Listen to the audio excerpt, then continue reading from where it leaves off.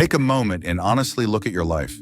The decisions you make, the paths you choose, the people you keep close, the dreams you chase. Does all of this really come from you? Or is there deep down something else making those decisions for you? I'm not talking about external influences like family, society, or culture. I'm talking about something internal, intimate, and silent. Something that lives within your own mind. Carl Jung believed that much of what we call the self is in fact an illusion, a facade. Most of our lives are driven not by the conscious mind, the part that is here, now, listening to my words, but by a set of unconscious forces that act like automatic programs. And the most unsettling part? These programs weren't created to set you free. They were designed to keep you safe, but safe in the sense of being trapped, limited, and confined in patterns you don't even notice. Imagine that within you exist small psychological entities, subpersonalities that observe the world, decide how you should act, and, when you least expect it, take control. Jung called them autonomous complexes. They don't ask for your permission. They don't inquire if you want to react with fear, anger, or submission. They simply act. And when they realize you're trying to change, they work even harder to keep you exactly where you are. Think about how many times you've said, "I don't know why I did that," or "that wasn't me in that moment." Think about the opportunities you've let slip away, the conversations you've avoided, the emotional outbursts that later embarrassed you. They weren't just mistakes or bad moments. They were signs that you were being driven by something not under your conscious control. And this is where the subject gets even darker. Jung realized these forces don't act in isolation. They feed off each other, strengthen one another, and create a cycle that's nearly impossible to break. He called this psychological possession, a state in which you live believing you're in control, while in reality, you're just a passenger, being carried along by deep, ancient fears that shape every step you take. These fears aren't the kind you feel when watching a horror movie or facing real danger. They're more subtle, more ingrained. They're invisible forces that shape your behavior, your choices, and even your identity. Jung identified 3 of these fears as central, and understanding each one is like finding the keys to the cell you've been living in without knowing it. Today, we're going to dive into these 3 fears, but don't expect a light conversation. Once you see what lies behind your behavior, there will be no going back to the comfortable ignorance you've lived in until now. It's like turning on the light in a room you've kept locked your whole life. You might not like what you find, but you can no longer pretend it isn't there. Are you ready to truly face yourself? Are you ready to discover who or what really controls your life? Because after hearing what Jung has to reveal, the responsibility will be yours, and only yours, to decide whether to continue being guided by these forces or to finally take control of your own destiny. To understand how the fears Jung spoke of manifest, we first need to open a dark chapter of the human psyche, autonomous complexes. This term may sound technical, but what it represents is something you've already felt in your skin, perhaps even yesterday, without realizing it. Complexes are like little personalities within you. They aren't poetic metaphors. They're complete psychological systems, formed by memories, emotions, images, and impulses that revolve around a core charged with emotion. And when this core is activated, it doesn't just influence, it takes command. Jung observed that a complex can arise from significant experiences, traumas, humiliations, rejection, or unfulfilled desires. And once created, it takes on a life of its own. Think of them as independent islands in the ocean of your mind, each with its own rules, language, and way of reacting. Your main personality may be calm, rational, and balanced. But when a complex is triggered, that self is temporarily replaced by an other that reacts completely differently. And here's the most unsettling part. You don't realize when this happens. An innocent comment from someone can trigger a complex related to rejection, and suddenly you feel hurt, withdrawn, and ready to attack or flee. A situation that reminds you of an old failure can awaken the complex of fear of not being good enough. And without thinking, You back away from an opportunity. It's as if there are secret buttons scattered throughout your life, and anyone who knows, even unintentionally, where to press can manipulate your reactions. Jung said that complexes aren't necessarily enemies. They're parts of our psychic history, pieces of us that have become frozen in time, still responding as if they were living the same situation from the past. But the problem is that without awareness of them, you have no choice. You believe you're acting when in fact you're merely reacting according to an old script, written by events you often don't even remember. Think about it. How many times have you sworn that next time you would act differently? And when the situation repeated itself, you fell into the exact same pattern. This isn't a lack of willpower. This is a complex taking control. That's why Jung saw complexes as autonomous entities. They don't need your permission. They don't care about your plans. And they completely ignore the consequences. They just want to express themselves. The good news, and also the great challenge, is that these complexes can be recognized and with effort integrated into consciousness. But this requires the courage to closely observe moments when you are not you and to ask, who was in control just now? And it is exactly at this point that we love to talk about it in the next part. If this content is making sense to you, please click the subscribe button and subscribe to the channel. Thank you for your support. Among all the fears that Jung identified, this may be the most treacherous because it doesn't present itself as fear.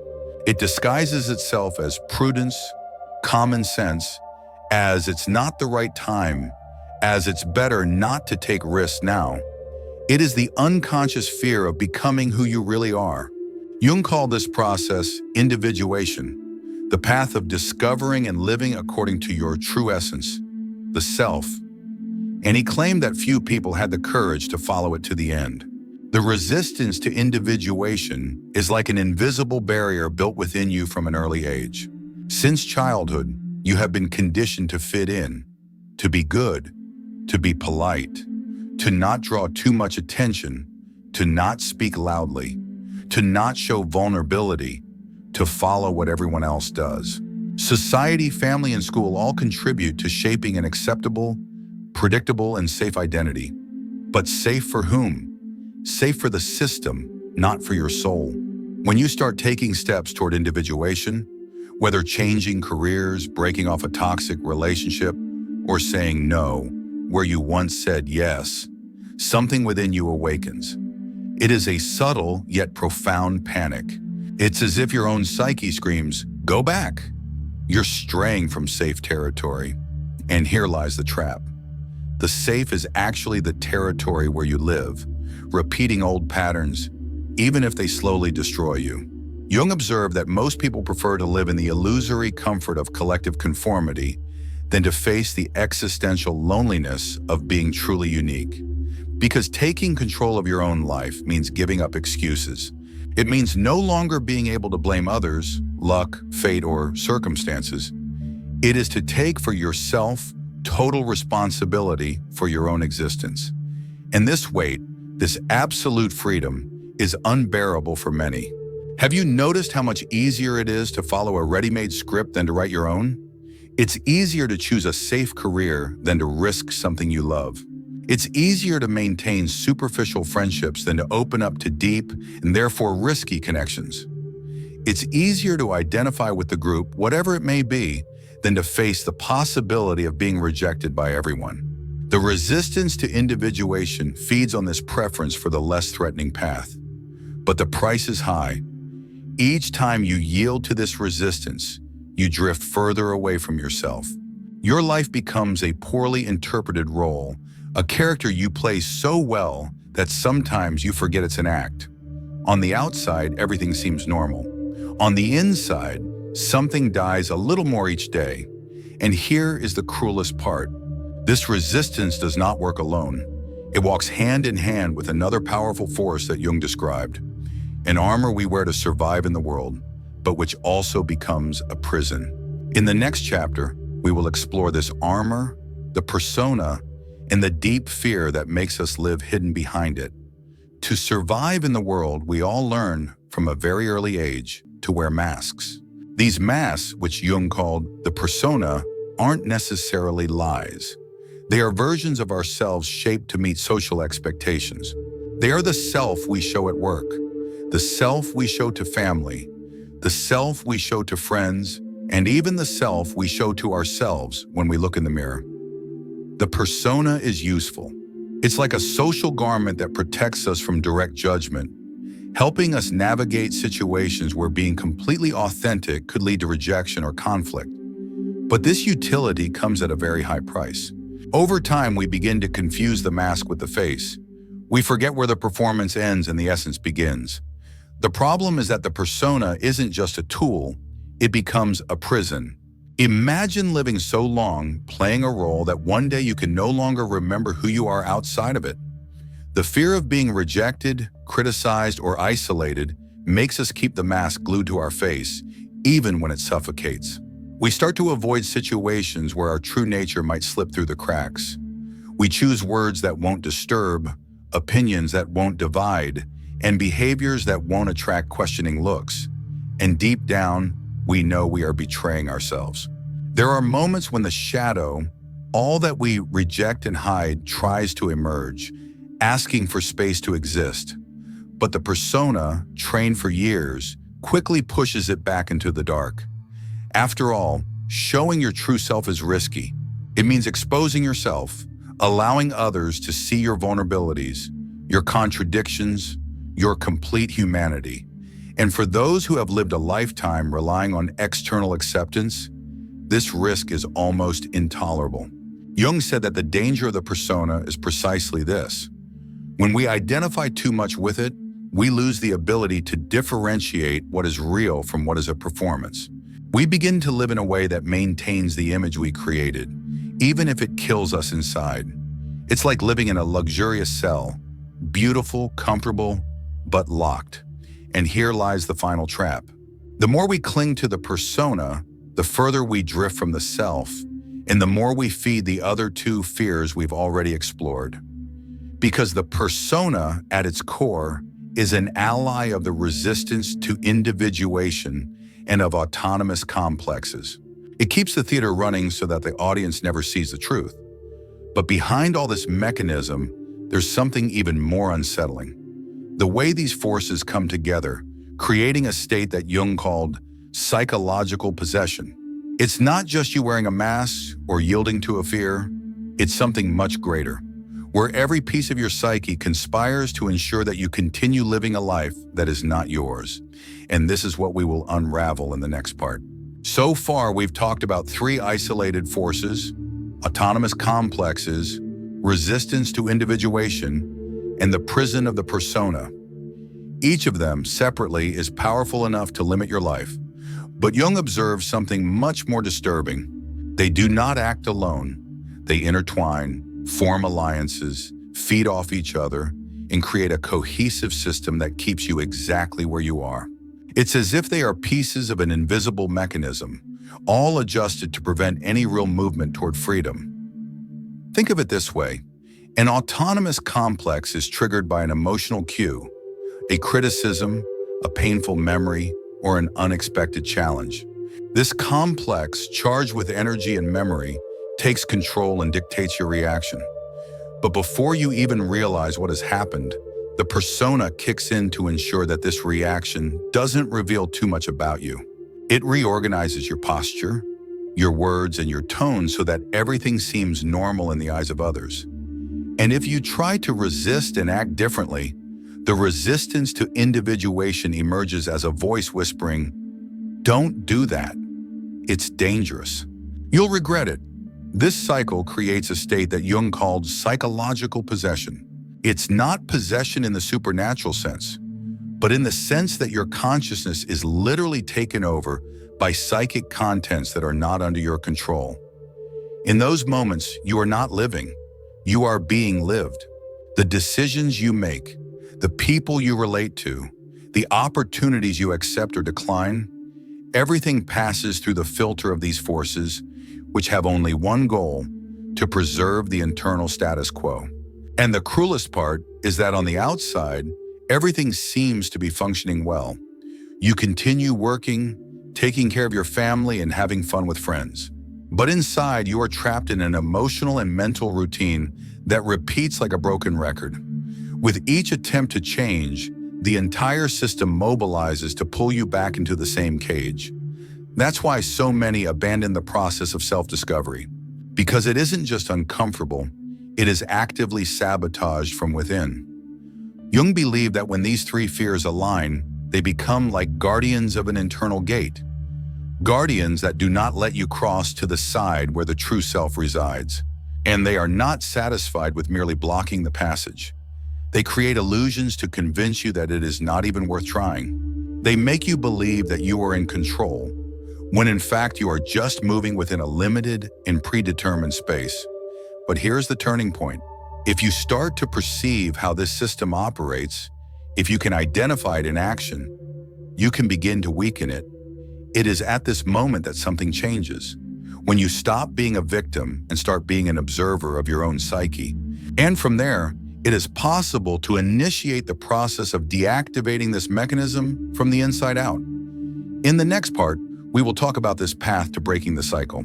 We will explore how it is possible to expose these forces to the light of consciousness and gradually reclaim the control you always thought you had, but which you never truly possessed. If what you're hearing resonates with you, you'll find real value in my ebooks. Beyond the Shadow breaks down Jung's core ideas, while Dialogues with the Unconscious gives you a 30-day path to apply them in your life. Both are linked in the pinned comment.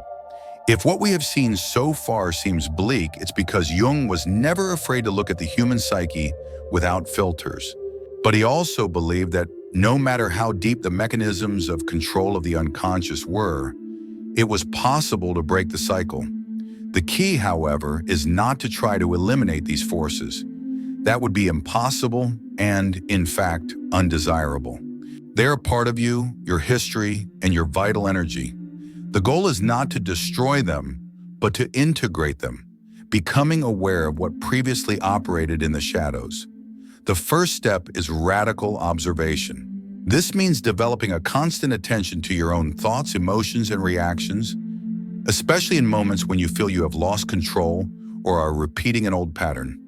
It is not enough to recognize it afterward.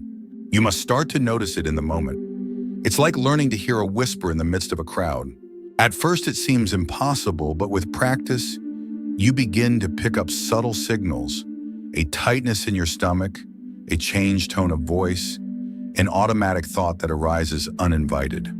The second step is confrontation.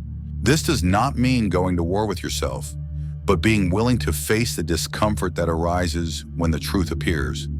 When a complex is activated and you realize it, it is natural to feel anger, shame, or fear. But instead of fleeing, the invitation is to stay there. Look at that part as if it were a character lost in time and ask, what are you trying to protect me from feeling? This simple question opens a space for an answer that does not come from the rational mind, but from the unconscious itself. The third step is expression.